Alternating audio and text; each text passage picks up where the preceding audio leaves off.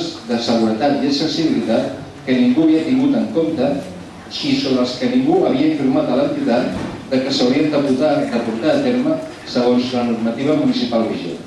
Tot plegat va suposar un gran encariment del projecte d'embalat per la Vall de Capdany, produir casos semblants de descoordinació entre els diferents departaments d'aquest Ajuntament. Però tot i així doncs vigilarem què ha passat i això no, en qualsevol cas no es pot tornar a reproduir.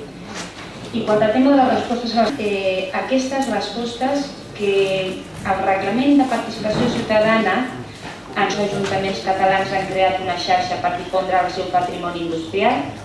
Aquesta xarxa de diferents municipis que es presenta públicament amb la idea de crear una xarxa. Per últim, destaca que recentment l'Ajuntament d'Esplugues ha signat el protocol d'adhesió a la Ruta Europea del Modernisme, amb tot el que això pot suposar per la futura difusió de la rajoleta.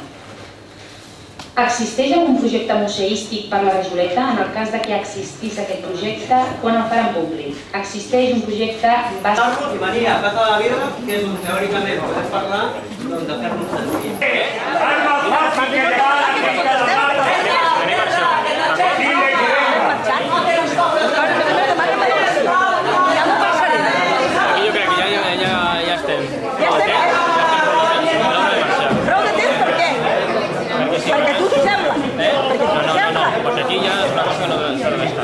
Que no s'ha d'estar per què? Perquè el dius tu no està malament.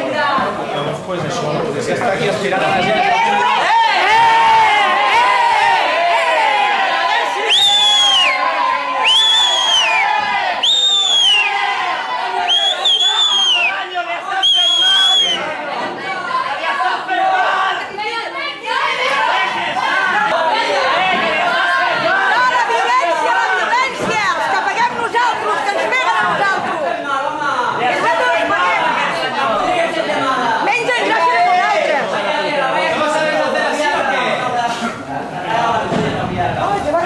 Escolta, però quin poc...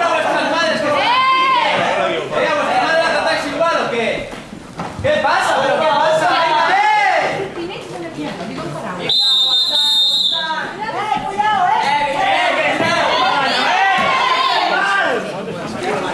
És que no es veu res.